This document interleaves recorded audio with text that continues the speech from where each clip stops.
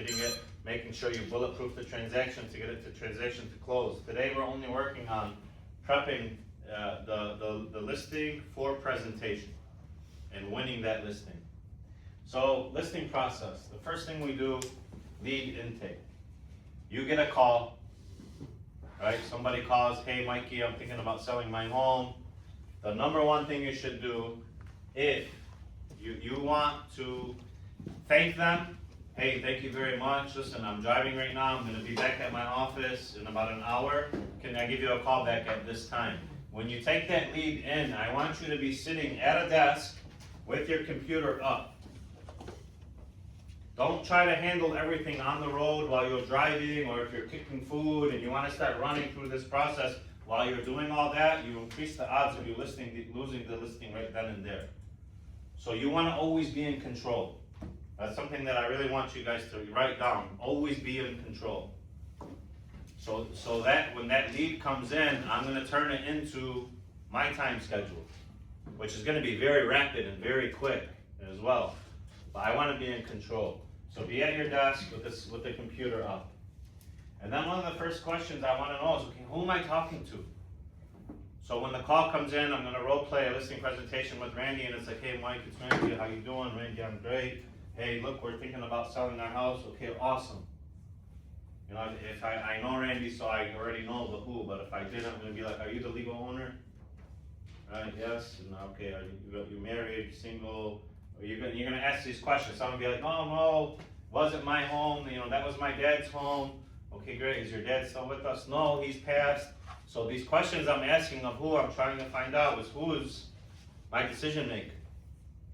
Who is the legal authority to sign on behalf? Because you guys will get phone calls from people who don't have legal authority. So the number one thing I want to do is ask who? Okay, who am I talking to? Then we where? Okay, great, Randy. Can I get your address? Remember, I'm not on the road driving right now. I'm not cooking and doing this stuff. I'm at my computer. Can I get the address? Because as soon as he gets me the address, what am I going to do? Right? Boom. As he tells me, yeah. 5775 Garfield. I'm going to type it in. Boom. PRD comes up. Check the name. A lot of time the name that you see on there may not be the person you're talking to, and that's a good question to go back to what? Hey, who? Okay, great. Who is? You know, I see John Smith is on title. Oh yeah, that was this or that was that. You're gonna start getting a lot of these questions answered. You know, this is also called like pre-qualifying the listing. We want to make sure when we're setting the appointment, we go on there, the decision maker is there. Okay, so where? Now, and then type. Randy, are you still living in this home? You know, it wants to be like, yes, I am, or no, we already moved out, or no, there's a tenant in there. So when I ask what, you know, or it's, you know, what type of property is it? Multifamily, maybe it's commercial. We don't know. Like, we're gonna let them and tell us so we can find out, because whatever they tell us, it's gonna impact the overall game plan. And again, if the property is tenant occupied, let's say for example, you have a business decision to make as a listing professional. Do I want to take and list properties that are occupied by tenants? And if it was, I would ask right away, oh, it's tenant occupied. How long is the lease? Right? Because there's a lot of people out there, maybe they're having a bad experience with the tenant. What do they want to do? They just want to offload their problem to somebody else. Well, if you're going to be listing that property and you have a bad tenant, what are the odds that the tenant is going to let people in to see the home that they're potentially going to be getting thrown out of?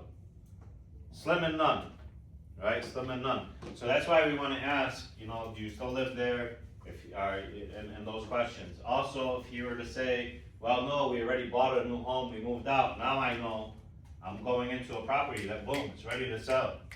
I don't got to worry about occupancy or anything like that. If he's like, oh, we're still living there, then the next question is going to come, okay, where are you moving to? Where are you selling? It's going to come to why. And then, because then we're trying to put the pieces of the puzzle together. As you'll see when I sit down with him, I'll start building the game plan. I call it the prescription. Primary, rental, commercial, and then source. This is very important. I haven't been really good at it. I'm committed to getting better at it. You want to know, like, where is that lead coming from?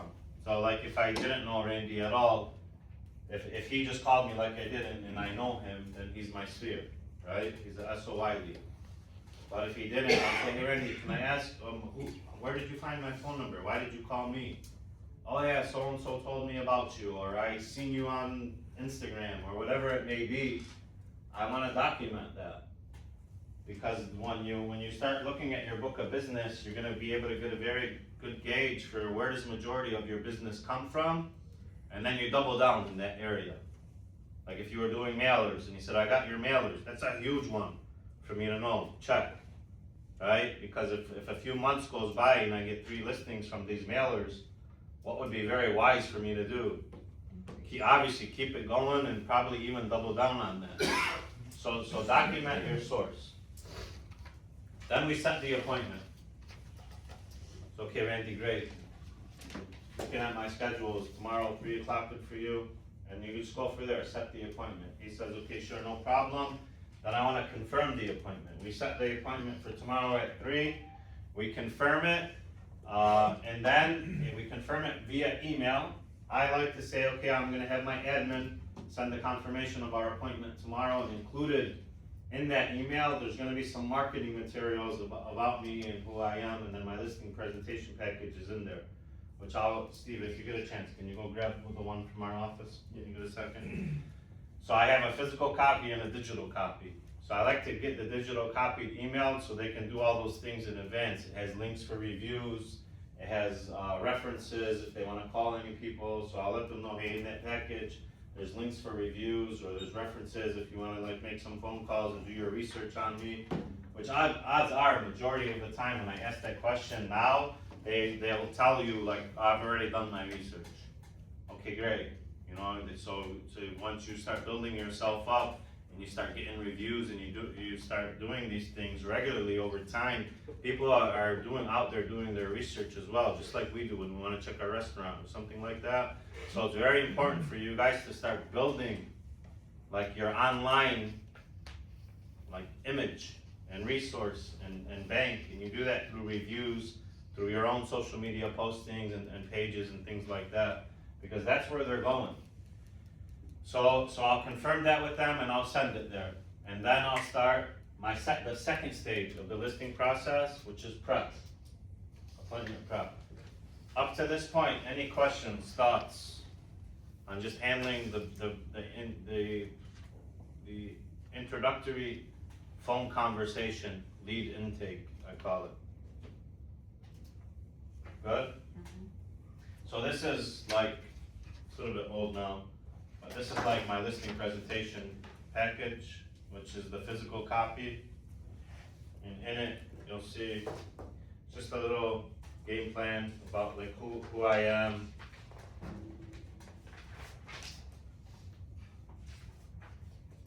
What the sales process looks like, just materials. You guys can get all of these like from Command, the agreement, a little bit about myself, examples of professional photography that we use,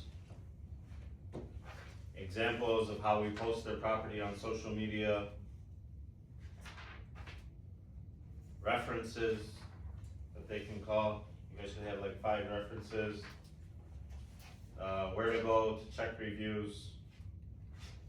And then this one is about our iBuy Instant Offer program, which I'll teach you guys a little bit more about as well. When we go to pricing today, when I teach pricing, I'll talk to you about the iBuy program. So I have a digital copy of this. So I send it to them. Now when I go on my appointment, I'm gonna take this with me. But now that I sent them the digital copy as well, when I see them in person, I don't need to go over this, right? Unless they tell me they didn't look at it, then I'll briefly go through it real quick.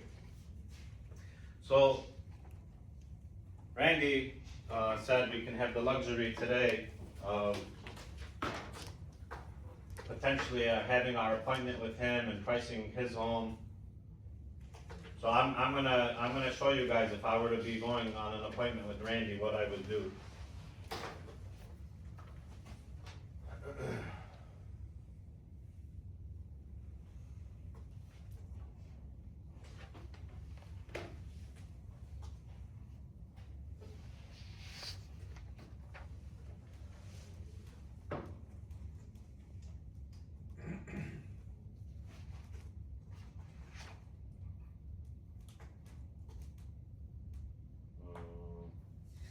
bud?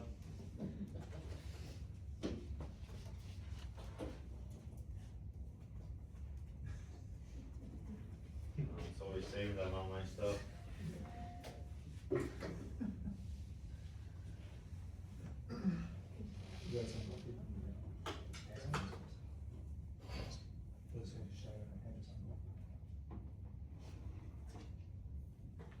Mike, was there a real address on Gulfview? Yeah. Like you have a listing coming up? No, it's right My in the house. house. Oh. You wanna sell it for real then? No. You should hear.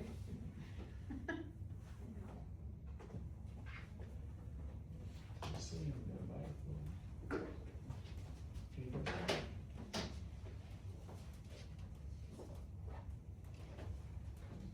Scroll down. And to the left. No problem, come on.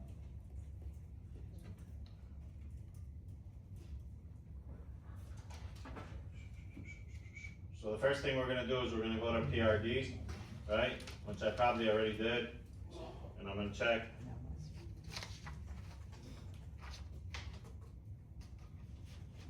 Gulfview. I'm gonna see, it comes up with his wife's name, perfect. I already went over that with him when I pulled it up the first time. And I'm gonna just print this and keep it in my file. But I'm gonna check here real quick is the square footage, okay? I know I got a 1,856 square foot ranch. And then I'll check here to see, okay, what have they been doing with it?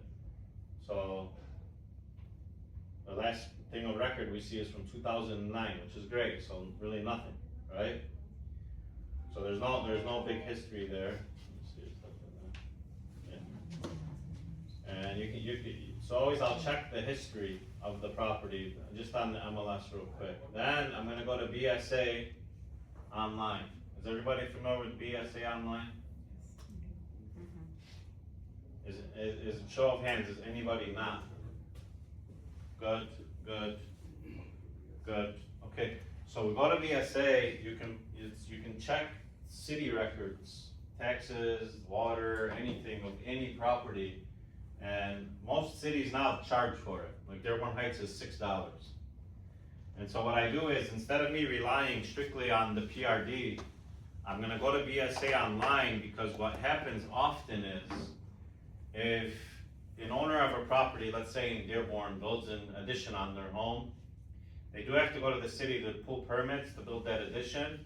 And a lot of times, almost all the time, that information doesn't then go to Wayne County Public Records, it only stays with the city. So if I'm doing prep on this property just strictly based on this, and I don't do my homework and see that there was a 400 square foot addition put on it that I would find on BSA, then my whole listing presentation is off. And I'll probably lose the listing because of an agent who actually did the homework, and then they know, oh, this is 1,800 square feet, it's not 1,400 square feet, is automatically gonna be the more qualified agent to win that job, because they had the correct information coming over to the home. So I recommend you always go and you do a backup on BSA online for the property. Now I already paid $6 to have Randy's here, which I have here. I'm not gonna show it to you because it'll charge me again. But I verified, okay, is that square footage correct? And indeed it is. Randy, is it correct, 1,856 square feet? Yeah? No? So that's something, again, I can only discover what I can discover until I go to the home. And the reason it's not is because I'm pretty sure the guy that put the addition on the house didn't go to the city. Didn't pull permit. So this is how that would work. So then when I come to sit with Randy and I start doing my pricing with him, and I say that, hey, we got, what I'm showing is 1,856 square feet, but if I notice a room where it looks like it's, I would ask him, like, have you had any recent appraisals or anything to know the exact square footage? And he says, yeah, actually I do, it's actually 21 or 2,200 square feet. Then we can adjust. I can still adjust up with price per square foot and do things like that. Okay, so now let's just say it is indeed, this is the correct square footage, which most of the time it's going to be, and it matches my PRD, I'm good. Now what happens when this number doesn't match the PRD or something is off? It never hurts to call the homeowner. and be like, hey, PRD is saying 1,400 square feet, this one's saying 1,650 square feet. Do you know, what do you believe the square footage of the home is? I just wanna make sure when I come over, I'm properly prepared to present to you like with the right square footage, and then let them talk. And if they're like, I don't know, then the good question is also ask, have you had any recent appraisals or anything like that that may have it? Did you refi or anything? Just try to dig a little bit deeper. Because ultimately, our pricing always boils down to price per square foot. So this is a very, very, very important point. We gotta get the square footage as right as possible. You're never gonna be exactly, perfectly right, and then appraisers come out and two different appraisers will have 2 different square footages for the home. But you wanna be right in that correct ballpark. I have a question for you. Yes. If you do have the square footage is off, for example, using, Randy's, he said, like, if it's not permitted, it hasn't had a permit pulled, and you're pricing it, according to what's on the BSA or that addition, and if you're pricing it to that addition add-on, is that? It's a great question, so what I would, great question. So I would ask him, you know, I'm showing 1856 on both of these, what do you believe it is? And he says, well, I believe it's 2,100 square feet. Then you can always put 2,100, but what is gonna be your source? Owner. Let's not do owner. We don't wanna do owner because then that puts him on the hook. Let's do estimate, approximate, always approximate. Never, ever, ever, ever, ever put the owner. Don't ever put the owner on the hook, right? We're there to protect them. So if we're not so sure, this says that, even if the seller's adamant, I'm telling you it's this, still put approximate. Don't put them on the hook, it's your client. Because if you do put this, and you see this often, you'll see source owner. This is like a lawsuit waiting to happen, where if your client were to buy this home from source owner, and let's say there's a 300 square foot discrepancy, and at $300 a square foot, it's a $90,000 lawsuit waiting to happen. Right? So always put, if you don't know, put approximate, and you can never, ever, ever get hurt saying PRD, right? PRD or city, because that's what they are, right? So you can always, if you are in court, you can always say, hey, this is the number I was used, right here. And that's what we put. So you'll have no issues. Is it not our responsibility to measure the rooms, Mike? No, not at all. The, again, like I just said, 2 appraisers will have different square footages, and they measure it from the outside of the home. They don't measure the actual room sizes, they measure the outside. And then for your bungalows and everything like that, they actually estimate, you know, so it's, we're not, that's not what we do. So no, you're not under that obligation. But if you wanna present well, you wanna at least be prepared with the data that's available to us. All right? So now that I verified, okay, for me, I verified I'm comfortable 1856. So now I know I got an 1,856 square foot ranch, Dearborn Heights, and then I'm gonna start doing my work. Now as a local expert, I know one thing about this neighborhood that's very, very, very important. It's Dearborn Public Schools. So automatically, when I'm gonna be doing my comps, I'm not gonna drift off into comps that are what? Not Dearborn Public Schools, right? I'm gonna keep them all right there. I also know that it's a very exclusive area. So when I know it's exclusive and a lot of properties don't come for sale, the amount of great comps I'm going to get for this property, they're probably gonna be few and far between. So we're gonna have to get a little bit creative. We're gonna have to get a little bit of in touch of and with the market if I wanna present to him well. So first I'm gonna start just by saying, okay, what's out there? I always like to check right away, coming soon, active, pendings, and solds for sale. Being that it's an exclusive right now ranch in an area where not a lot of properties go up for sale, I'm not gonna just start by doing the square footage requirement. I do know there's a lot of ranches over there without a basement. His has a basement, so we're gonna make sure we have that on there. And then, like I said, it's Dearborn Public Schools, right? Oh, shoot. Public Schools, I got 53. No, I'm just gonna go to this map, I'm gonna see what's up there in his neighborhood. And what I would like to know, again, I don't wanna cross any major crossroads. Let me just get a good, even crossing Outer Drive is something I don't want to do, but because I already checked the comps, I just wanna get an idea what those are going for. So I'm gonna check out an area like this, and let me just see. I'm gonna go back, by the way, and show you guys that tool I just used in case you wanna use it. Oops. So I'm gonna see what's there. So we got one right here that's active. So this one, I love it right away. 1,700 square feet, which whenever you see round numbers like this, a red flag should go up. What should it tell you guys to do automatically? If you're a buyer agent or if you're pricing something and you see an or even round number, see that? You see what's the real square footage? As a buyer agent, you better always be doing this. You better always be doing it no matter what, even if it's not a round number. But when you see a round number, right away your antenna should go up, because if I'm representing the buyer on this and he thinks he's buying a 1,700 square foot home, he really is not. And it's my job to let them know that you are responsible for. So hey, just to be clear, it's actually 1,667 square feet. Now you told them to be that, whatever, it's approximate. Nan is a great agent, so I can guarantee you the source of this probably says approximate and then estimated. You see that? So on your listing, did you go back and change it to what you found? If me as a listing agent, Go ahead and change it to 1657.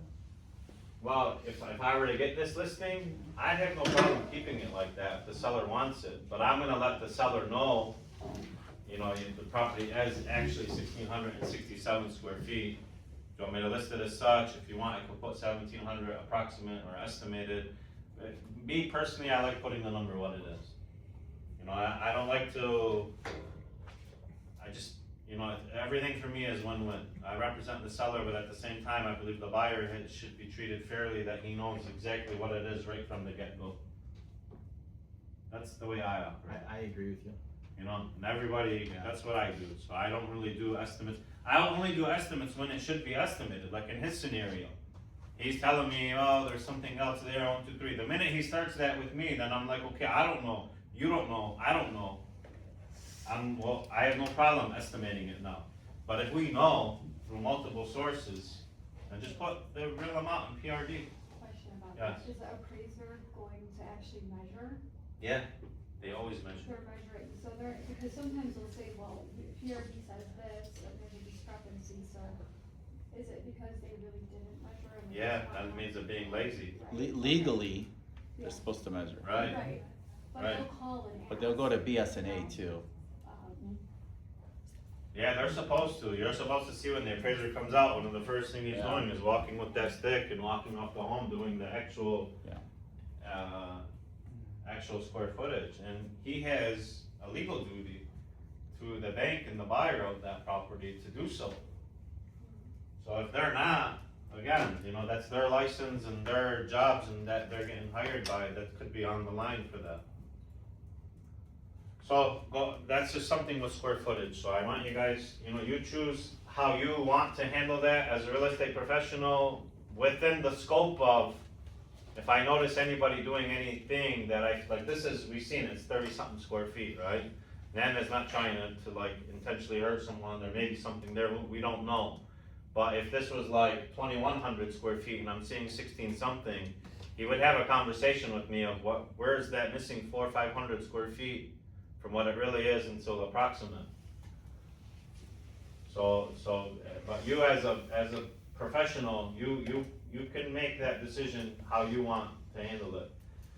So going into the comps, okay, I see this is significantly smaller, I'm gonna kind of blow by it, we're getting in an area where maybe, I know that's a really light number for price per square foot in the area, I guarantee you this home needs a lot of work, see? So for me to present to Randy, I still wanna have this, because I can show him the floor. Like right away, I know this is the floor. Like there is no way in the world his home is selling for less than this price per square foot. This is the bottom. So I wanna keep it in my comps. Okay, I want you guys to remember that, I said the floor. Cause I'm gonna go from the floor to the ceiling and everything in between, that I'm not gonna know where is his home gonna fall in that scale until I see his home and I evaluate the condition of it. This one here, again, smaller, this one, what do we see about this one, 0 days on market? What does that tell us? Off market. And so its value as a comp, would you say is great, is tainted? What would you say its value as a comp is? It's not a really good comp. Why? Gonna hit the market. Exactly, it didn't have open competition. It didn't allow multiple people to come see it, to see, okay, what is the true value of it? One of the things you're gonna hear me say when I present to Randy in a little bit is, my duty to you is to prove to you, the day you leave my office after your closing, that I prove to you that you sold your home for the maximum amount of money you can get on this market. And this is how I'm gonna do it. So can this agent or can this seller say that statement? That they were proven, that their agent and or them, they make the decision sometimes, them as a seller was proven what is the maximum amount of money they can get for this home on today's market? No, they can't say that because they didn't actually hit the market. But Right. would you say, Mike, that that should be a minimum then of what we would tell the listing sellers? This is what we should minimize, at a minimum get for you, because that house never hit the market? I would just put it, like what I'll do is when I print this, I print the summary, and then when I have this number, I'll just kinda I'll highlight this. Okay, I take my highlighter when I'm prepping, and I'll start highlighting some key factors, cause I highlight them so when I sit and I talk with my client, I remember I highlighted there so I can talk about it. So I highlight the day 0, and then I'll tell them, like, here's one right here, the thing about this one is it didn't ever hit the market. Now, because it didn't hit the market, I'll have that same discussion that I just had with you guys. We don't truly know what was the maximum they can get on the market. My job is to prove to you how much we can get on the market. Usually we'll find that out in 3 to 4 days. Then I get going about how I like my listings to run, that 4-day program that I have. Now, that doesn't work for everyone.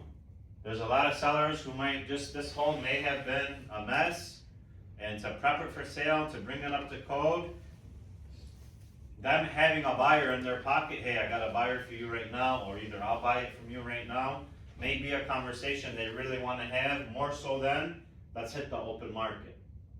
Don't assume every seller wants to hit the open market. That's one thing I learned. That's why I came up with the I Buy Instant Offer program. That you guys should be very, very familiar with. Any property that you can tell that basically it's average to the worst condition possible, don't even think about hitting the market. Sell it to someone here. Either I Buy will buy it, one of the investors here will buy it. You know, I was talking with Ronnie about it when we were in Atlanta. His team knows every deal that's kinda might be tough to hit market, run it by him, he might buy it. So you guys always have a buyer. You always have a buyer. But when you see it's in average to above average condition, we're being hired by them to prove to them what is the maximum amount of money we can get them for their property. And this is the way you do it. So I will still keep this comp, right? Let's see if sometimes they don't even have photos. Good yard, that's it, that's all they have. So I would just keep it, but again, it's tainted. That's it. Oh, it's the same house? Yeah. They sold it for 50K more, 9 months later, Uh-huh. See that?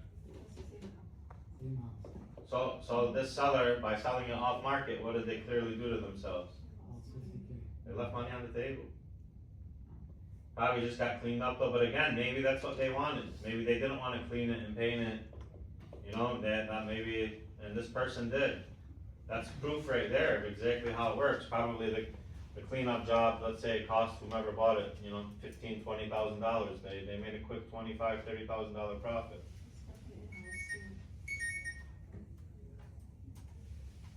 Why that one says 400? Oh, it's 450. Okay. So this one we love. This is a really good one.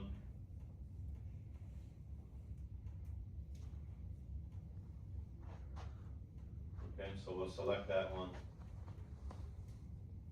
This one's a good one, even though, what's the difference between Gulfview and Outer Drive? Yeah, main road. So this is gonna take again, if I'm seeing, we got 300 per square foot on Outer Drive. He's looking north of 300, I can pretty much promise you that right now. He's in a really good position. This home was a big mess, decent comp, but this one, there's actually no interior photos. We can still keep it to discuss it. The one thing I wanna let you guys know, when you meet with your sellers, prior to you meeting with them, trust me, they know just about every home in the last year or 2 years that's gone up for sale in their neighborhood and in their area. You should too.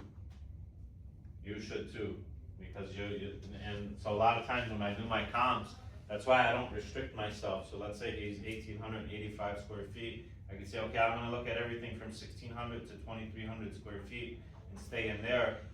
I didn't even do that right now because I wanna see a little bit more.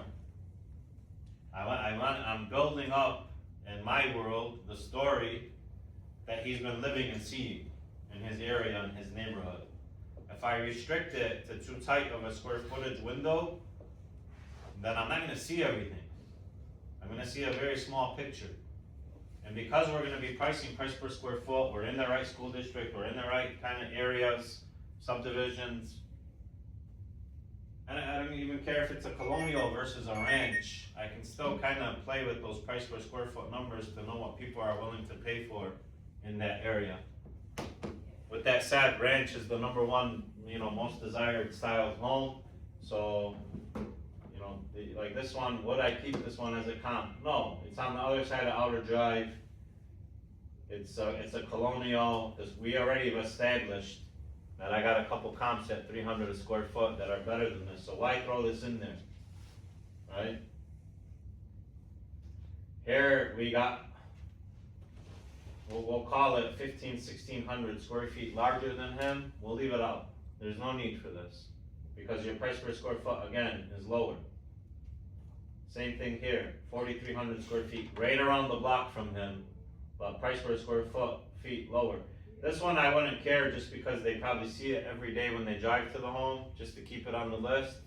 Because he might say, well, they sold for 1.1 million, why ain't I getting this? I said, I'll tell him, do you want me to price your home exactly as this one was priced? Because then I'll do 255 a square foot and you're not gonna be a happy man.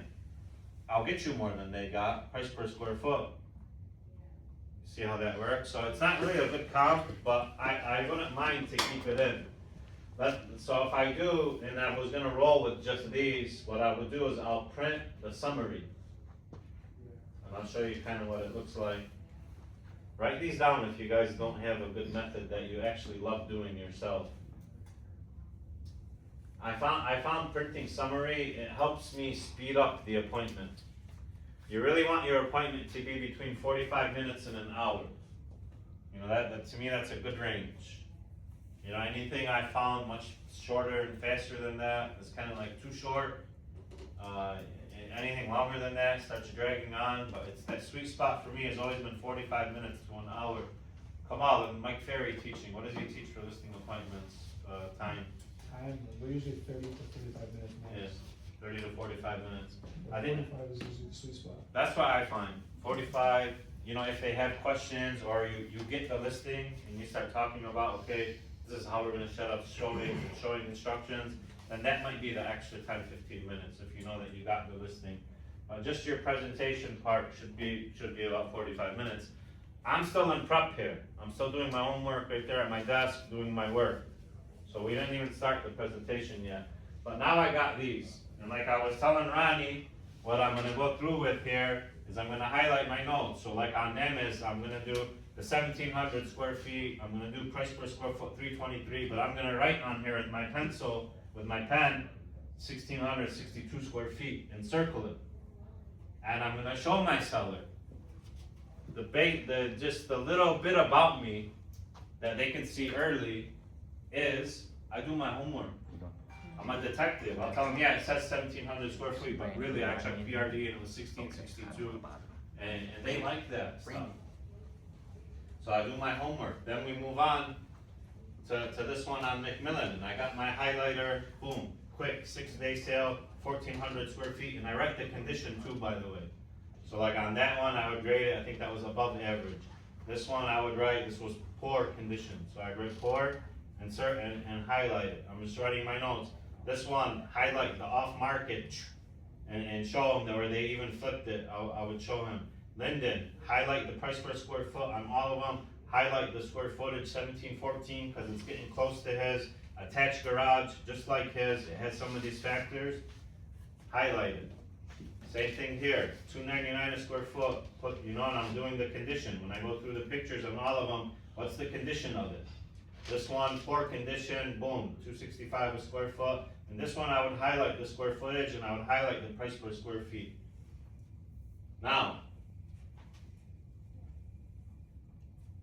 being that I'm a local expert and I'm familiar with Gulfview, I'm gonna go back to his specific neighborhood and I wanna see what's been selling greater than, oh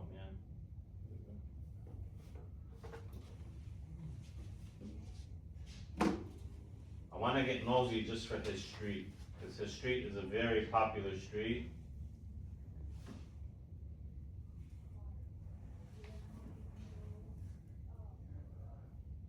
So I wanna see what's been happening over there for the last 3 years.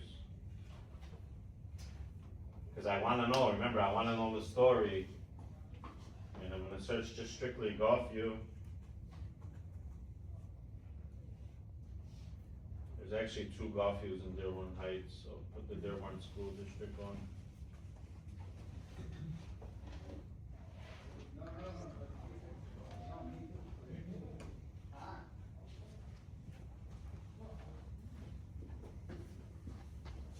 Wow.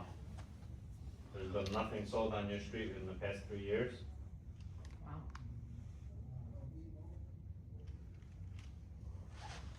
So it's very exclusive. One in the past 6 years. Before the house now. So now I like my comps, I'm comfortable with my comps. And I'm comfortable with the fact that I know like I'm going to a very exclusive street. I mean, not one property's been sold, just that one on the street over in the last 6 years. So what's gonna happen when his house hits the market? Somebody hot. Very. So let's say it did, what would you do with that information? So let's say there was a bunch of matches. Then I would use them as comps. So when I went back 3 years and there was a lot there, I would want to see what's the premium being paid to be on Gulfview. So when I'm looking at, like say, like when we seen John Golich's on Outer Drive, and we know that like somebody is gonna pay more to be on Gulfview than to actually be on Outer Drive if they were the same exact identical home. If I go back 3 years, 4 years, 5 years, I wanna see, you would be able to get a good gauge for like a premium that people are paying for to be on Gulfview. Cause there might have been one there 2 years ago that might be 400 a square foot. I don't know. I just wanted to check. And then I found none. So now at least I can have the conversation with them. Cause people, especially these properties, they like their property, their street and all those things to be hyped up a little bit. If they feel pretty hyped up about it and they know it's exclusive, believe me, they do. The person they're gonna be trusting to sell their property better feel the same way. Right? You're not gonna treat their home the same as the one on Outer Drive. You'll lose the listing, I promise you. Okay, so I got my comps. Let me go back to my PowerPoint.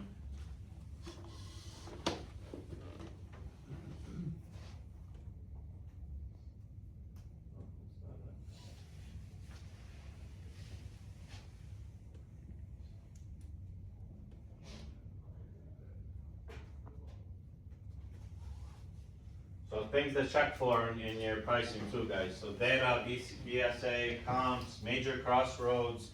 A lot of people just put within 1 mile of in the subject address. That's dangerous. Cause when you put 1 mile of, you're crossing, like even in ours, if he put one mile of, he's gonna be getting comps for his neighborhood in Dearborn, on the other side of Ford Road. And they wouldn't be terrible comps, but you could be in other cities where there would mean everything. So a lot of cities, you just cross a regular street, and if you don't know that factor, it could easily disqualify you from being a candidate to get that listing. But schools, like with his, we knew, okay, it's Dearborn Heights, but it's Dearborn Public Schools. Flood zones. You guys gotta be very, very familiar with kind of where the flood zones are. If you're not sure, do you know how to see that on the map? You guys know? Anybody in the room not know? Don't be shy. Yeah, don't be shy, this is your time, guys. So let's say if this was the property, we wanted to check if it's flood zone. We just go to the map, you see up here the map, guys? Zoom out a little bit, and then you see these layers. You can layer the flood zone on it.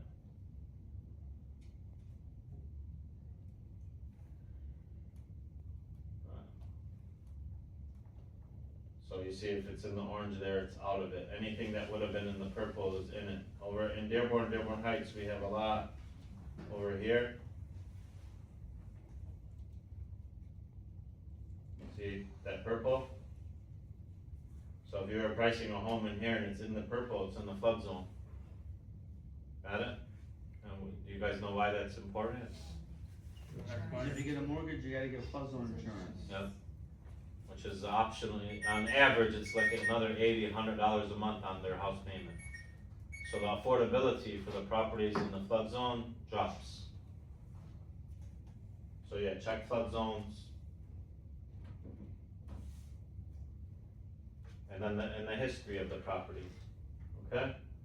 Any questions thus far, guys? Randy, let's go ahead and let's do a little presentation.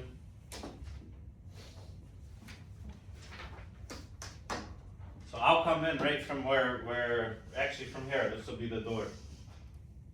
I'll knock on the door and answer.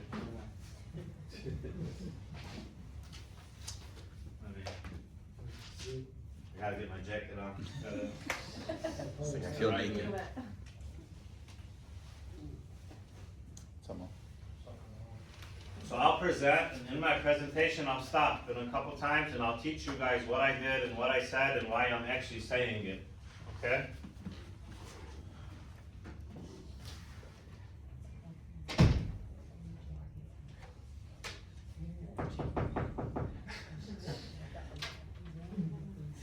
Fire knock. Oh, hey, how you Hey, doing? Randy, how are you? How are you, man? Thank you so much for having me over, I appreciate it very Come on much. in, come on in. One thing, I'm the first, smile, thank him, thank you so much for having me over, I'm so appreciative of that. Nothing more in the world I love doing than selling selling real estate in Dearborn Heights, thank you. Now I'll take my shoes off. Always take your shoes off. Now sometimes they'll stop you. You'll be like, no, don't. I still sometimes will, but they'll be like, no, you didn't this or didn't that. Depending it's at that point in time where you can use your own judgment. Like if you see the home's clean, even if they're telling you don't, I'm taking them off anyways. Now, if it's very, very bad, then I'll keep them on. But you guys use your judgment. But when you're mandatory, you always offer to take off your shoes. Okay? Randy, stay here with me. We're still at the front door. So I thank them. I take off my shoes. Randy, here's what I'm gonna do. I'm gonna go ahead and tour the home. Okay? If there's anything you feel you need to point out to me about the home that you either did, upgraded, some things I need to know about, if anything's wrong with the home, please let me know. Aside from that, I'm gonna go ahead and take my notes. As soon as I take my notes, we'll sit down at the table and we'll kind of go through the game plan and see what's going on. Sounds good, Mike, let me show you over here. You know, Randy, thank you. Thank you very much. Let me, if it's okay, let me go ahead and walk through and take my notes and then we'll talk. So you will run into some of those sellers where they wanna lead you. I'm gonna stop that right away, because if I allow him to lead me now, what do you think's gonna happen throughout the entire transaction? He's gonna wanna lead me. I'm gonna lead them. So I'll stop it there, and you will come across that. That's again, you need to learn the personality types. But again, I stopped him respectfully, like, thank you so much, I appreciate that. Would you please just allow me to go ahead and tour, and if I have any questions, I'll ask. Sure. You know, are all the rooms available for me to access, things like that, you'll start hearing our kids in the room, things like that, if so, you not. But anyways, if it's good, I start walking through and I start taking my notes. I have my folder, my listing folder, which I should have brought it for you guys. But on that is where I write their phone number, their email, and all their information, and I write my notes on there. You don't need to be overly detailed, because if you hire a professional photographer, which you should, to do your listings, they do all that. You know, that's kind of their job. Mine is just gonna make notes for me. So if I see some features that I love, like, oh, Randy, I love that bay window, beautiful. You know, or if I see some modern updates, Randy, did you do that kitchen? And you know, let them start talking, so I walk through and I start taking my notes, just verifying how many bedrooms, how many baths, any major updates, any things that I see that we may need to kind of like clean up or fix. And what I'm doing right now is I'm grading, in my mind, the overall condition. Because when I come to pricing, I'm gonna show you guys a scale, and you guys are gonna plot the home on that scale, and where you plot that home is gonna tell you a price per square foot, and that's how you're gonna come up with your value of the home. So I'm doing that. I usually start on the main floor, then if it's a colonial, I would go upstairs, and then the basement last. And prior to, by the way, when I pull up from the car, right away when I get in the car, I'm taking notes. New roof, or roof needs to be replaced. Concrete, anything that might come up when we start talking about pricing that I think might be a factor if we're gonna provide CLO. But I'm doing my work. And then we come and we sit down. So Randy, let's.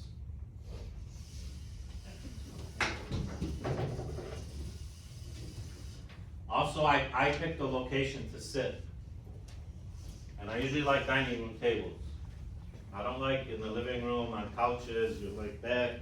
I like to be up close and personal, and I like to be like either at the head of the table if there's two parties, or if there's one directly face to face. Because you're gonna be sharing some paperwork with them and stuff.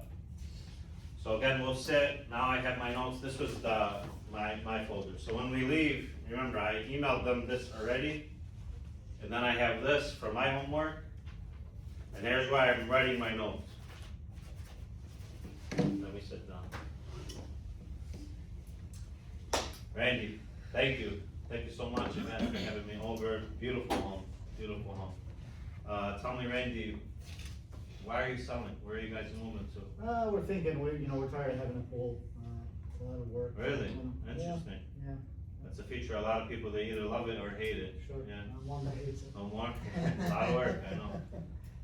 Yeah, so we're thinking of, getting somewhere without a pool, wanna get a bigger backyard and just, So you haven't bought anything yet? No, not Okay, great, awesome. Do you need to sell this home first in order to purchase? No. Okay, pause. Right? So why I asked them that question is because I wanna know what my options are. My duty is, I have it up here, is to prescribe.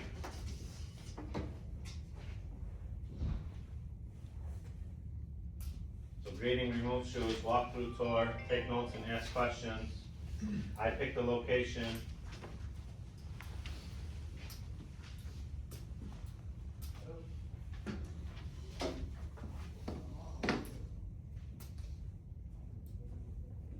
So that's awesome. So you have the luxury, you don't actually have to sell this home. So have you started the home search?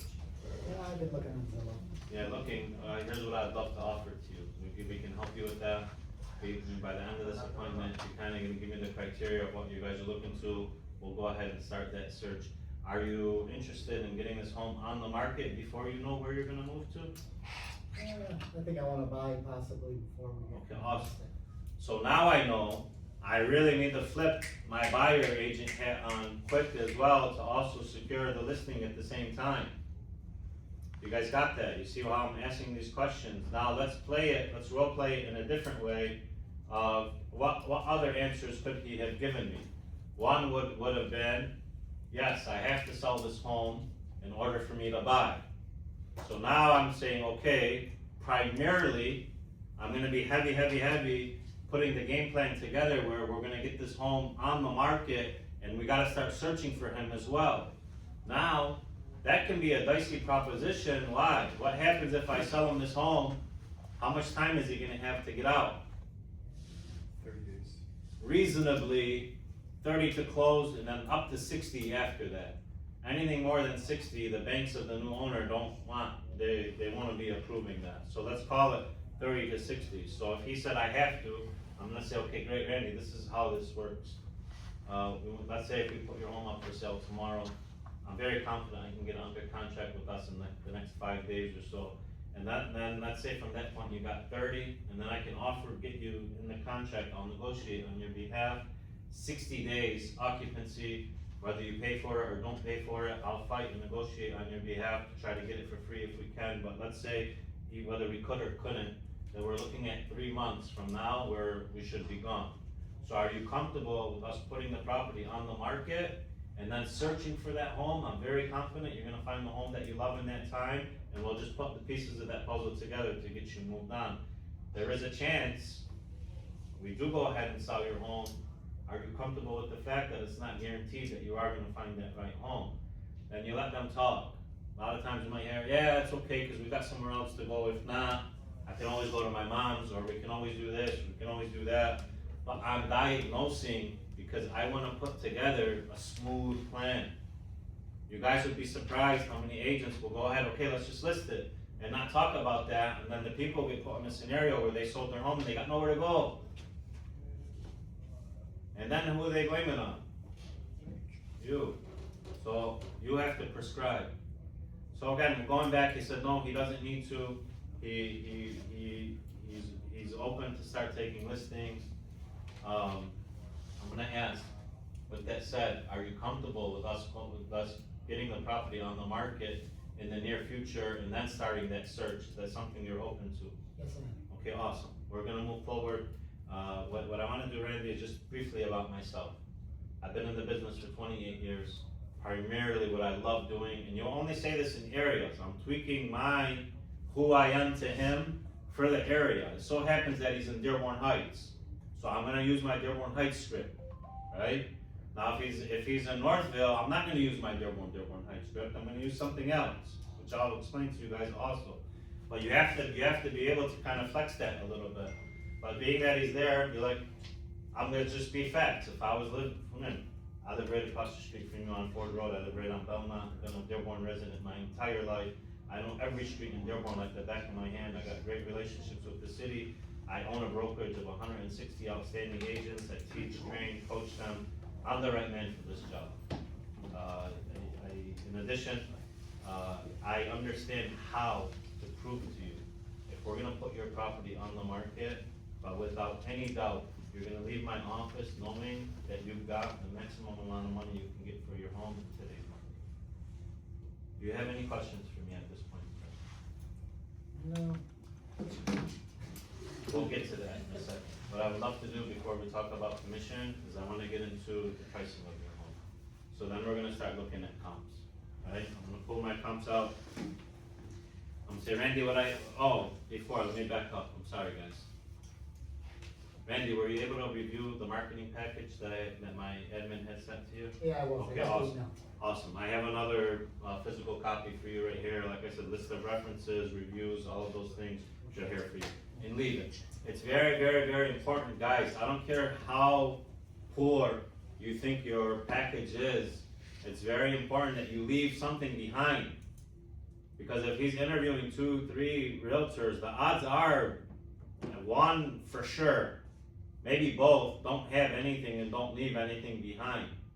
So what happens is if I leave this behind and I leave, and he starts talking to other people, and then him and his wife are discussing, they keep walking by the table, what do they keep seeing on the table? You. Keep seeing my face over and over and over again. So you gotta do it. It's a little bit of grind work to just get your side guys something that you leave behind. Of course, it could be your card, but that's what the other agent is doing as well, right? There's companies out there that'll build your packages for you guys, relatively easily. You can do them on command. You gotta do something. And in the meantime, anybody here, you've got a listing appointment, and you don't have something, come grab mine. How would that presentation go? You just be like, I work with Mike, we work KW Legacy, we're the #1 producing brokerage in the area, I'm on his team, la la la, right? They don't, that's it, once you do that, you're good.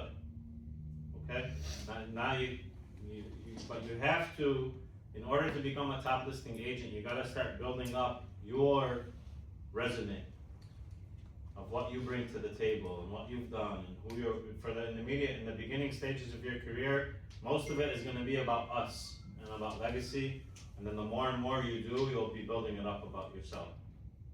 Okay, so I went to that. So now, let's get to the exciting part, Andy. I wanna go over with you about current value of your property. So I would have my comps, and I'm gonna start, Randy, are you familiar with what comps are? Sure. Yeah, so comparable sales, I have, because you live in such an exclusive area, there's not that many comps. In fact, I couldn't even find one home on Bellevue that sold within the last 7 years, with that exception of that one right there that they knocked down. So that's great news for us, great news. That means when you hit the market, people are gonna be jumping for the opportunity to live on Bellevue. So what I did is I pulled majority of the ranches that have sold either on the market now or have sold within the last year in your subdivision. And they'll range between 1,400 square foot ranches up to one on Hickory Wood that sold for over 3,000 square feet for 1.1 million. We'll kinda use those to kinda gauge where we think we're gonna be at when it comes to your pricing. So the comps start at active, and then they'll go to pending, and then they'll go to solds. And the solds go from the lowest sale to the highest sale. That's how the summaries print. The summaries print actives, then actives, they'll print you the pendings, and then after the pendings, they'll print the solds from the lowest sale dollar amount to the highest. So when I go and I have my summary that I showed you guys, let me pull it back up.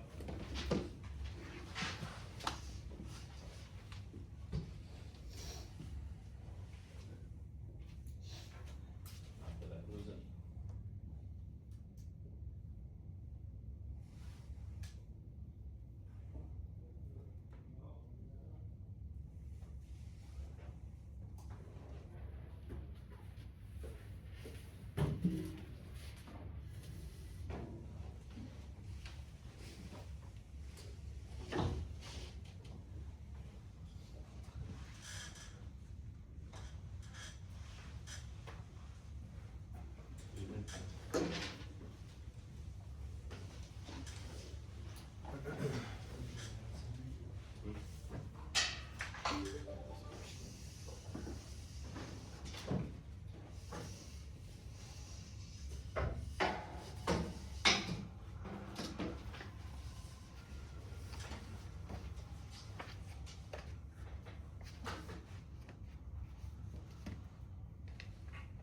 Alright, okay, thank you. Can you stay there? Can you guys see it? Fine? No, come here, it's better. Yeah, alright. So Randy, as you can see, we only have one active on the market right now. This is this one right here, 5635 Belmont. They just reduced the price from 565 to 550. It's been on the market for 45 days, which in our market is decent. So that tells me that this number right here, this 323 a square foot, see, I don't go to 550. I go to 323 a square foot, might be a little high. Now the condition of that home, and then refresh my memory, it's above average, right? It's immaculate, it's perfect. Yeah. So I would have already on my summary, I would have, mint. I always call the top mint.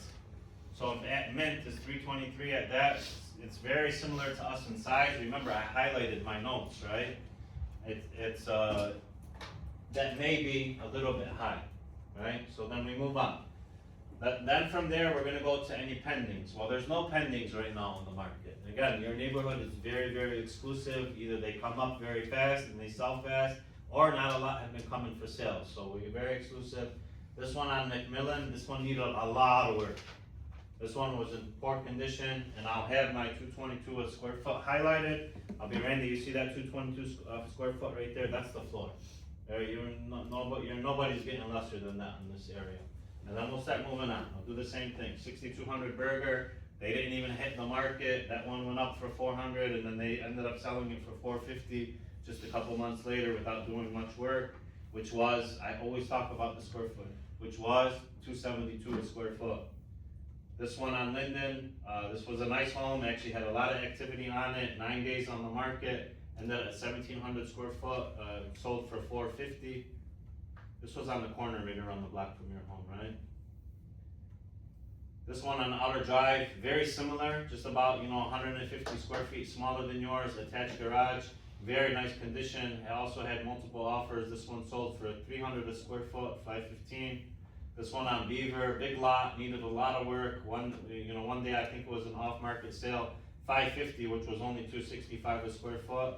And then the highest actual ranch sale in your neighborhood in the last year was this one for 1.1 million, but again, that was only 255 a square foot. I wanted you to look there because you're gonna do much better than that.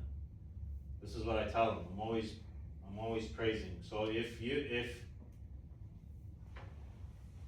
this one on Outer Drive was to get 300 a square foot, here's what I'm gonna do.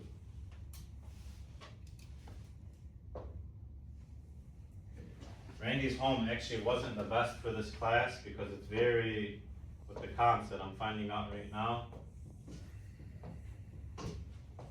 there's really nothing to price it against. So we said the floor was 222 a square foot, right? And what we can see on there, I didn't see any for over, did we see any for over 300? No.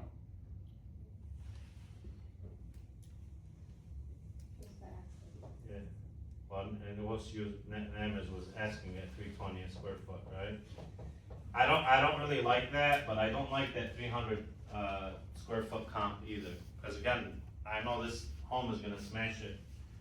And so 222 to 320, 100, we'll call your average 275 a square foot. Now I seen Randy's home. Now, I know his home is mint, but for the purposes of this class, I'm not gonna grade it as mint, okay? Because really, Randy's home, I know, will probably get over 400 a square foot. Maybe even more. Yeah, That's cause it's on Gulfview. yes.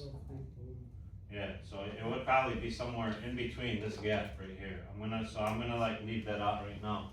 So, but because of, I'm gonna just say, Randy, your home on this scale of poor condition, cement, an average, I'm gonna just say this right now, well, the roof is getting a little bit aged, and we might need, we're due for just maybe a bathroom being updated, but aside from that, you're in outstanding condition. I'm gonna grade you right here at 300 a square foot. How do you feel about that? I don't know, a house that sold for 300 a foot, they got it to the studs. Which one was that? Linden. Which one? Linden? Linden. They did? Okay, and you have that, Linden wasn't 300 a square foot though. It's 230. Yeah, right. So that one was 230 a square foot. So let's just leave it here. So let's say you said, I'm interested. Yeah. Okay, great. So then what I'll do is, we said we're 1886 square feet, right? Times 300 a square foot. What do we get? Somebody wanna do that for me? 565.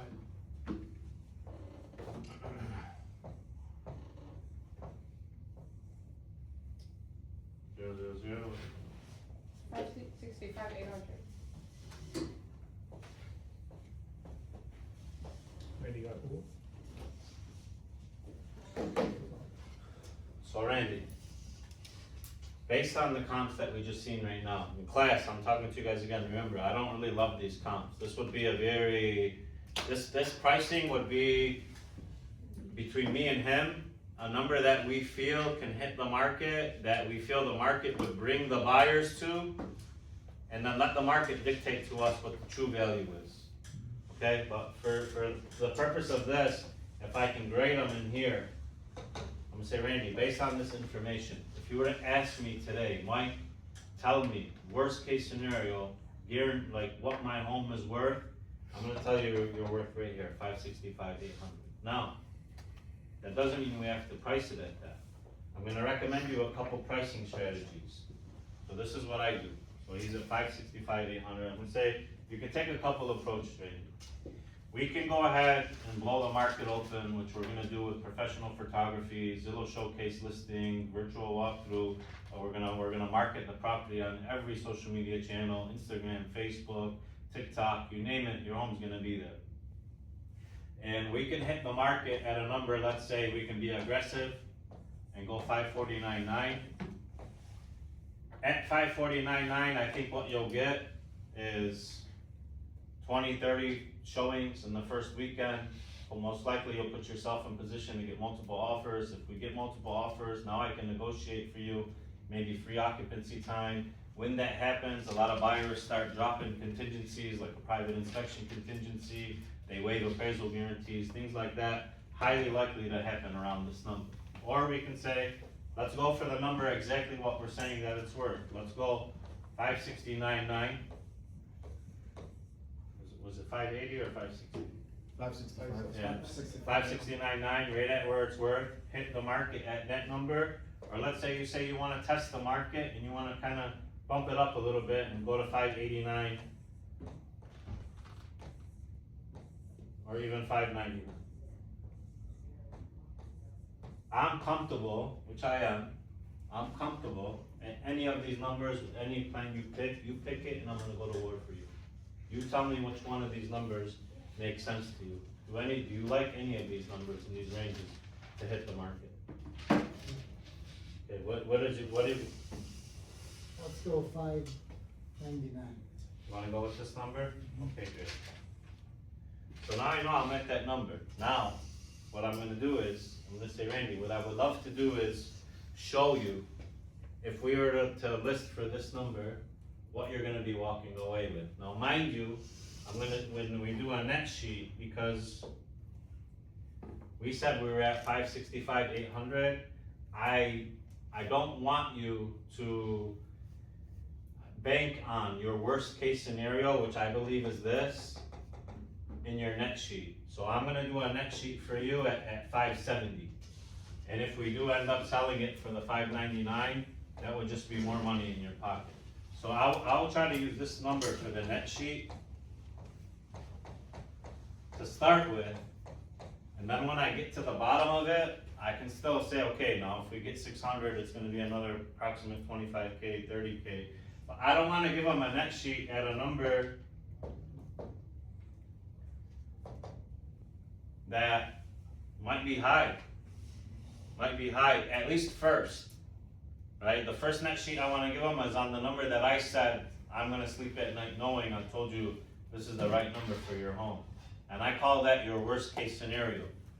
And when I tell my clients all the time, I'll say exactly this, Randy, I'm in the business of I under promise, over deliver, because this is a big decision. There's a lot of money on the line, you guys are gonna make another purchase. I don't wanna promise you a number that I might not be able to deliver on. So let me do you a net sheet at this number, show you your worst case scenario, and then you and your wife can base your next move on that number. But we'll still we'll hit the market at that 599 number. And I'll show you what a net sheet for that would look like as well. But I just want you to know what I feel your worst case scenario is. So that's how you kinda handle that. Make sense? So then I have to do the net sheet on that. Net sheet is a whole nother class you guys should all have. Does anybody not have the Venture app for net sheets? Cheat code. It is. You guys should all have it. Nor you probably don't have it yet. You do? Okay, good. Okay, excellent. So everybody has that? Yeah, you should have the app. Get it from, It's amazing. Randy will get it. So, at that point in time, you can just go to the app and do it on your phone, practice it, make sure you're giving good information. Don't use prorations. Don't use prorations. Because when you use prorations and the deal didn't close on the date that you guessed it was gonna close, all your numbers start getting screwed. So you say that to them. Now, I like to do it by hand. In my folder in here, when I go on the appointment, I will always have a net sheet. and I'll open it up and I'll tell them, okay, this is what it's gonna look like. And I would write on there, 570, then we'll start talking about commission and stuff, which I'm gonna teach you guys right now, cause he had that for me actually. So I'll get to the next sheet. Alright, Andy, this is what it's gonna look like if we sell for 570. Alright, sales price 570,000. Do you have a current mortgage on the home? Do you know what the approximate payoff on that mortgage is? Well, About 400K? It, for sure, not more, it's very important. If anything, overestimate, not less, I mean, overestimate what you owe. 400 is a good number? Okay, 400. Randy, the largest cost in the transaction is the real estate commission you're gonna pay. My commission is 3%. 3% is gonna cover everything. It's gonna cover all the professional photography, Zillow Showcase listing, which has 3D walkthrough, social media marketing. That's our fee, and our fee only, to represent you as the listing agent. Now, with that said, what's gonna happen when we hit the market is buyer agents are gonna be submitting offers on behalf of their clients where they're gonna ask you to pay a commission as well. I'm gonna negotiate against them. I'm gonna work on your behalf to see if we have enough leverage. If I have multiple people fighting for your home, hey, maybe you take 2, maybe you take 2.5, but you have every right to not pay them anything if you don't want to. That's up to you. In return, if you don't pay them, then they may take that buyer and try to push them and move them away, but that's up to them as well. What we've been seeing is, overall, the majority of all our sales are still going through, or if that agent brings us a ready, willing, able buyer with an offer we love, that we would still pay that commission, but you don't have to. However, when I do a next sheet, I'm gonna create it as if somebody brought us an offer that we absolutely love, we took it and we paid them 3%, just so you can be aware of that. So I'm gonna do my 3%, and I'm gonna draw like a line, and I'm gonna do the other one. Questions sometimes can come up about this, and I'll use examples. Let me give you an example of why I handle commission like this. By the way, you're gonna be competing against agents who are also gonna still go to the property and they're gonna tell that seller, my commission is 6% and we're gonna split 3 and 3.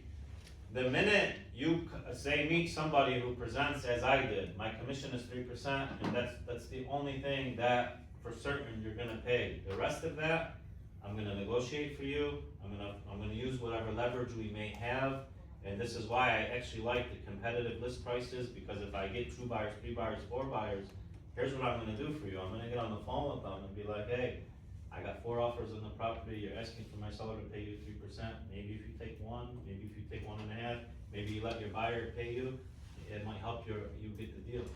And I'm gonna try and fight for you. They love that. They love it, and it happens. You know, get me, I'm telling you, get me in a multiple offer situation. I'm gonna be getting on the phone with those other buyer agents and telling them, maybe you shouldn't ask for 3, ask for 2, ask for 1. And that's me saving my client money. So in the listing presentation, when I'm explaining that to them, they like it. And what still ends up happening is, if I were to get this property and I get multiple offers, highest and best, next thing you know, they're getting 10, 15, 20, 25,000 over asking. They're not even gonna ask me to borrow that agent. The agent's gonna get their 3%. And you know, I'll tell them either I'm gonna do that or they're gonna get more money from their client to cover for that cost. But that's what I'm gonna do for you.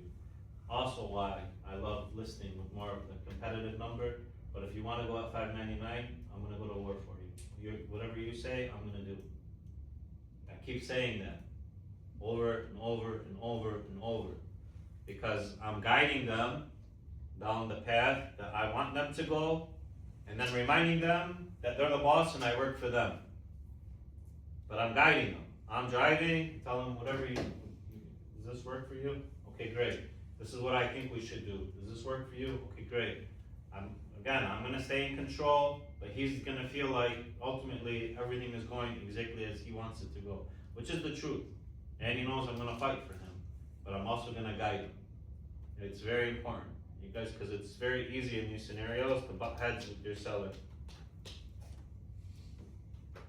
You wanna challenge me on the 3%?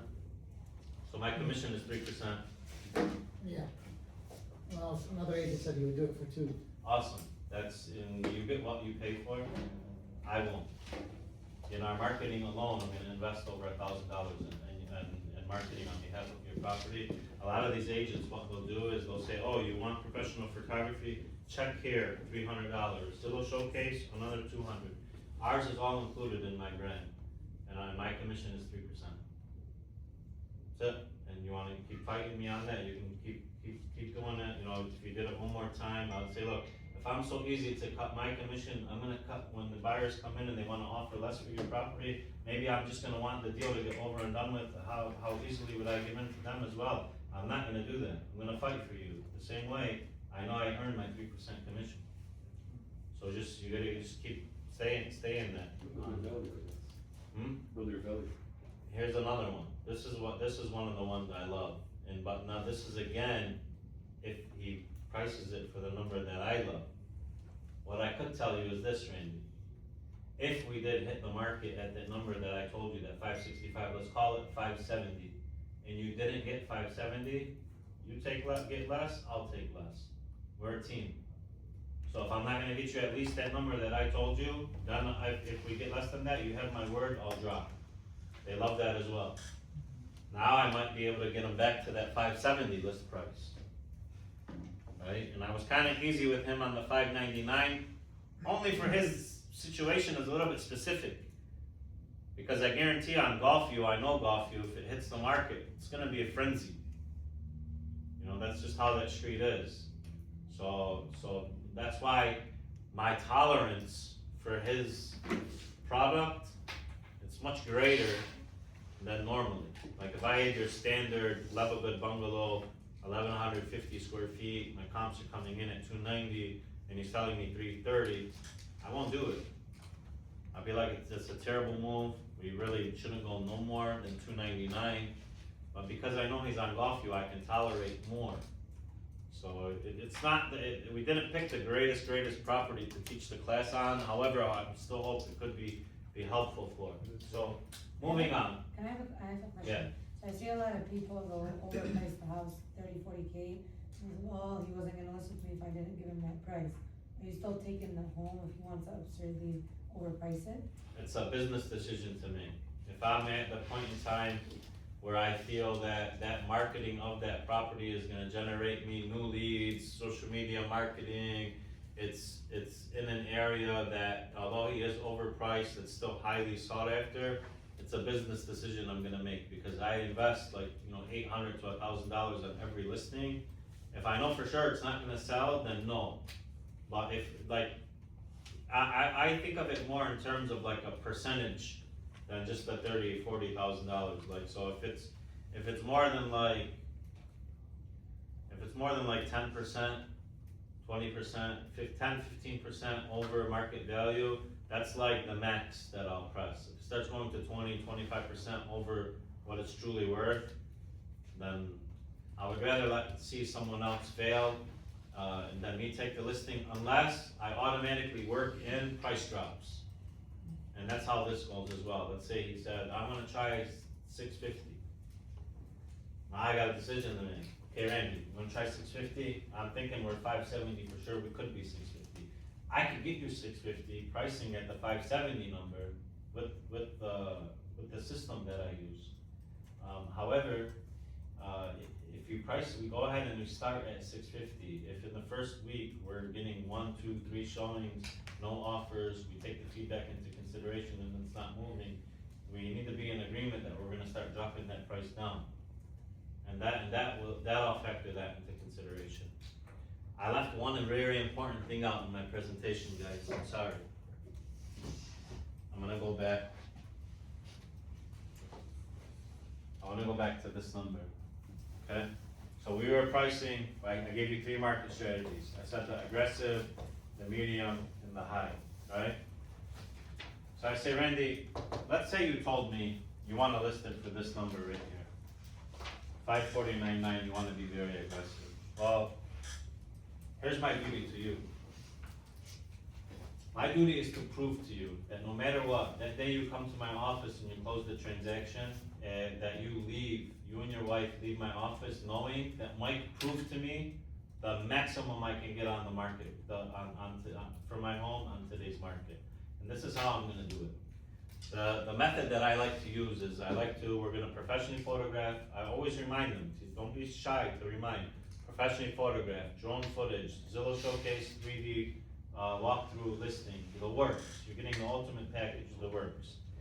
I like to have that ready and get it into the MLS on a Wednesday with all showings starting on a Thursday. And this is the way I handle the listing. So let's say the first appointment comes through at this number, but you feel this number is a little bit low, and it may be. And the first buyer comes through on Thursday and they call me and they say, Mike, my client loves it, my client wants the home. I'm not gonna take that offer right then and there that day. Now, if you wanted to, you could, but my advice to you is gonna be, let's be patient. I'm gonna let that property run Thursday, Friday, let's get an open house Saturday, Sunday, and by come time Monday, let's give all the buyers out there the opportunity to see your home, which they're gonna be going crazy for at this number. And let's see if we can get 20, 30, 40 showings. Let's see if we can get 5, 6, 7 offers. And now what can I do? People are gonna start bidding themselves up. And what can I do on behalf of you? I can start negotiating us probably that free occupancy. We can start removing some of the contingencies. I can start negotiating the buyer agent commission that they want. I can start saving you some money, and then this will go up to the point of, we'll find out what's the maximum someone wants to pay. And if you think this number's too low, I love this number. Let's do that. Let's do that. It's impossible for you to sell it too cheap. Even if you told me, Mike, put it on the market for $1. Here's what's gonna happen at $1. The whole world's gonna go nuts. You're gonna have 1,000 showings. It's gonna go $1, 100, 10,000, 100,000, 150, 250, 350. It's gonna be like an auction. And by the time we get to Monday, we're gonna know what's the highest and best somebody wants to pay for your property. So that's the script I use for that. So get good at talking about a plan like that. You see, that's my plan to prove to them what's the most I'm gonna get them for their property. Now, the thing about that plan is, you're gonna get a lot of pressure from agents. You're gonna get a lot of pressure from your friends. I had that we closed it today actually on Fortson. We had 27 showings in 4 days, 21 of them were legacy agents. We had 9 offers, 6 of them were legacy agents. It was very hard for me. So you get put in a position where you're like, man, I can't stand this. But guess what? He loves it. My seller came in today for Fortson. The first thing he said to me is like, man, I wish I had 3 more houses for you to sell for me. That's what he said. He got 55,000 over asking. So so that's like, when he left today, was it proven to him that he got the maximum amount of money for his property in today's market? Which price point which one did each go with, the lower, middle, or high? The middle, which for me was 430, and it still got 55,000 over asking.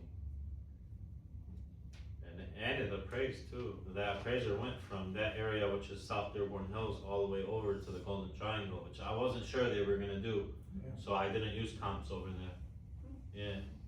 So that's why I priced it there, but with my strategy, that's why it worked. So again, his scenario is, we don't see much comps. In Randy's scenario, it's a difficult one. So we're gonna be doing a lot of work between each other, but I still wanna protect myself of the under deliver over performance position,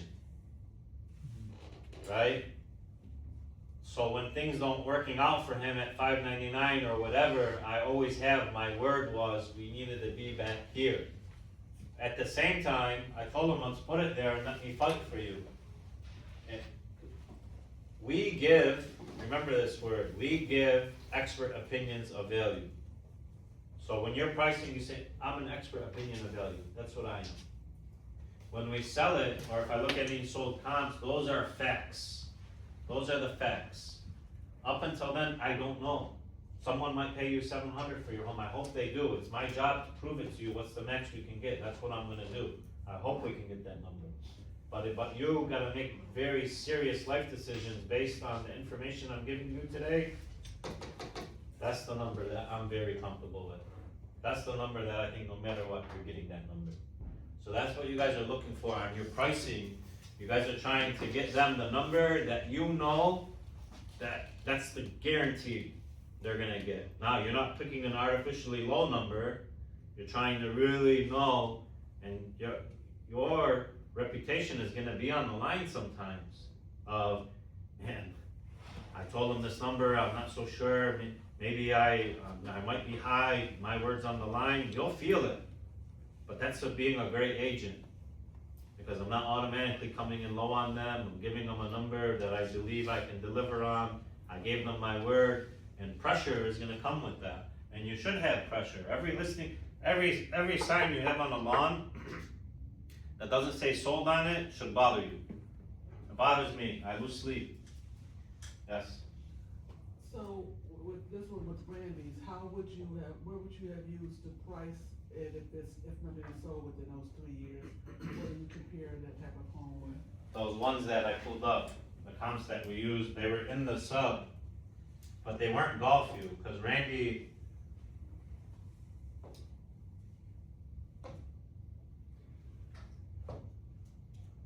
Randy's nothing on his, he has an exclusive street. His street is, it's one of a kind, right? So because there's none on the street in the last year, I jumped to the other homes in the neighborhood, which is fine, which is what the appraiser's gonna do. You know, the closest one was either Nemeth there or John all of those were decent comps, but they're not Golfview. And then one other thing about Golfview, the other side of the street has these huge yards that back to Heinz Drive, so that's additional value on those. So these are just the kind of things that you guys gotta look into. And then I'll continue. So I went with his mortgage. On the mortgage, 2 buys, it's an important point. And I go to commission, and then you'll have the slots for taxes. Are taxes and insurance included in your mortgage? Okay, great. You know, then you'll have an escrow account and that gets paid off. You'll get refunded those amounts. If he says no, I ask him, are taxes and insurance included in your mortgage? He says no, then I have to ask him, are your taxes paid up to date? Because if they're not, it's gonna be increased expenses on the net sheet that we need to know. So they're up to date, yes, okay, great. When we do close, because taxes are paid into the future, the buyer is gonna reimburse you for any days going forward. They're called prorations back to you at the day of closing. So I'm not putting them on the net sheet, but I told him he'll be getting them. So I keep moving down my sheet. Is there any other home equity line of credits, anything we owe to anybody that's attached to the home that we need to pay off? No, okay, great. Our company has a $4.95 transaction fee. The title company has a $3.95 closing fee. Your owner's policy insurance, it'll all be there on the app there. You have to pay anytime you sell real estate in Michigan, you pay state and county transfer tax. It's $8.60 and every 1,000 of a sale. So I'll do it with my computer. I'll do it in hand. I got a sheet for the owner's policy. So here, Randy, when we sell, very important, not if, when we sell, for what I feel is your worst case scenario, the 570, and we loved another agent's offer so much, it made sense, and we agreed to pay him the 3%, this is the number you're walking away with. Now, this doesn't include any potential occupancy that we may have. I'm gonna negotiate for you, those things might change. What we'll do is, when I get you an offer that we love and we take it, I'll do another one of these net sheets for you, based on that offer. And you can see this number right here, that's at 570, so if we went to that 600 number, you're gonna be about 30 grand more. So you can just kinda do that, you know? So, that's the way that works. Any questions? Yeah, would you like to know how showings work? So this is big, if they lead into how showings work. Another thing, I didn't hit on it, CFOs and city inspection. It's a great grab for you guys when you're on that appointment, and you're talking just in general about the condition of the home, you're walking through it, you see some things that might be code violation, offer to I would say legacy. Randy, when we decide to move forward, I got great relationships with the city of Dearborn Heights. I'll handle taking care of getting the city inspection ordered for us. That fee, it's $225. I can get reimbursed at closing, but I'll take care of all that. I got great relationships with them. Your average seller is a huge relief. They don't want to deal with the city. They don't want to have to go to the city. So find your opportunity to get that in. And so when I'm gonna come to, would you like to know how showings work? He says, yes, okay, great. To me, that's an indicator of we're probably gonna be moving forward. So I'll start with, so we use smart lockbox. It's only Bluetooth activated by realtors who are in good standing with the board. They go online, we set up the parameters for when we allow showings. So you and your wife will say, okay, Monday through Friday, showings between 10 and 6. My admins will go ahead and allow showings to come in 15-minute time blocks during that time. And then you let me know, do you wanna approve the showings? Do you want me to set them up where they're going to show? How would you like that to be handled? You just let us know because you're still living in the home. And so I'll get the showing criteria from him of how he wants it to be handled, and then we'll go ahead and set that up. And also ask, is there a notice that you're gonna need? Like, do you want 24-hour notice? Do you want 2-hour notice? My advice to you is when we hit the market and we put in that 4-day program, try to be as readily available to allow as many showings in as possible during that 4-hour period. One thing I recommend to my clients who do this in the good month times, so maybe go up north for those 4 days, or see if they have somewhere to go and leave you the house empty for that time period. So you kind of start having these conversations together. And then going back to that, Randy, I know we discussed you need a place to live. I will get the criteria for him. I'd love to start you a list with that, or if anything you see on Zillow or anywhere, please let me know. We'll schedule that appointments and we'll represent you as well. And then, when would you like to get the property listed? Good, let's go. So what's gonna happen, next step forward is, let's look at the calendar. So I'll look at the calendar. Let's say, okay, today's Friday the 27th. If I get our photographer out here, let's say by Sunday, we can have the photos on Monday. We can be ready to have it in the market as planned for Wednesday. So our girls will create the marketing materials. We'll get it in the system on on Wednesday. Showing start Thursday, and we'll be rocking and rolling. Does that sound good for you? Sounds good. Okay, great. One of my admins will be in touch with you, and Mike, the photographer, will be giving you a call to get the photography set up. I'm excited to get to work for you. That's it. You know, If you take that on a Wednesday, huh? are you still telling him a week out? What's that? So if you took it on a Wednesday, the listing appointment, are you still telling him a week out?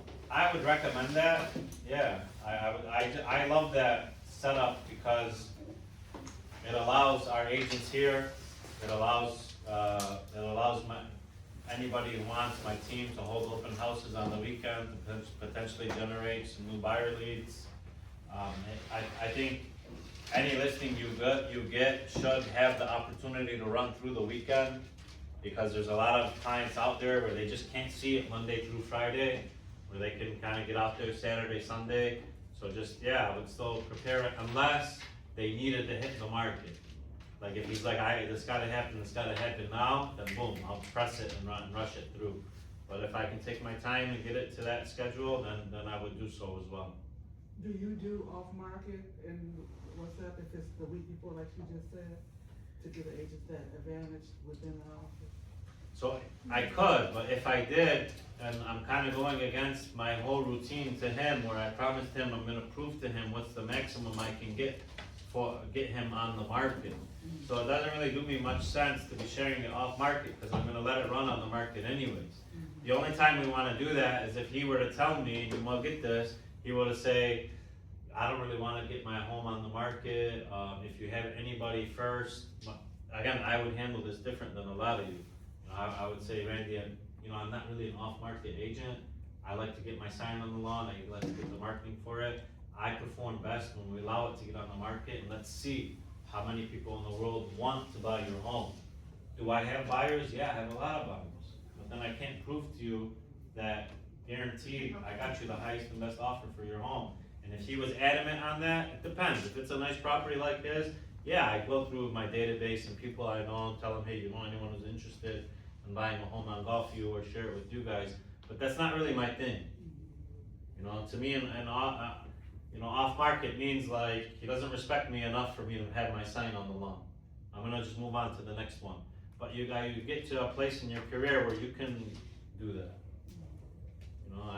So I'm not a huge off market type sale fan. Now, going back to our pricing list.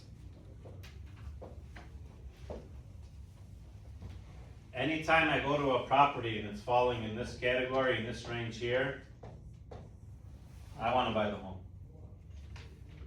Why do I wanna buy the home? This is me. today. The sheriff said there's meat on the bone. There's all this to gain. So if I'm already in the industry and I have painters and I have electricians and I have all the guys that do all the work here to get me here, he clearly wants to sell the home now, they don't wanna go through all that, I'll just make them an offer in here. And I'll take it. And then I'll decide, I'll keep it as another rental property for me, or maybe I'll flip it. But you guys then, as you guys as agents, if you're not in the position for you to be making these purchases in here, you just bring them to us. That's what the whole iBuy thing is, the iBuy instant offer. You go on an appointment, you tell them, instead of you have so many agents, what do they do to sellers in this position right here? You gotta change the roof, you gotta do the concrete, you gotta do this, you gotta do that, you gotta do this. The agents, the buyers, the sellers, if I could've did that, I would've already done it. Why are you putting that much pressure on me for? I just wanna sell it like this, so then your odds are, what you'll see is the agents will list it in here, and it'll probably sell in here, right? And then this agent just got their 3% in here, when instead they can keep the deal, and they can either negotiate themselves more commission, negotiate themselves a flat fee, be a partner on the flip. He who holds the deal controls the deal. So you guys have those opportunities, just think that, but that's what I do. So every listing I go to, honestly, right away, when I open the door and I kinda get a good feel for the home, I know either I'm helping this seller get multiple offers, highest and best, or I'm gonna present them a convenient option. Ethically, I'm still gonna tell them, this is the route we can go, but we need to do 1, 2, 3, 4, 5, or I can make you this offer, no commission involved, I'll buy it directly from you. Any questions, guys? I know that's a lot. I want you guys to start in groups. I'm gonna give you guys 3 properties for who wants to stay. You guys are gonna do a presentation on this property. One more question, on your, high sale. Come on, Joe, let's do a presentation together, man. Um, Let's do it.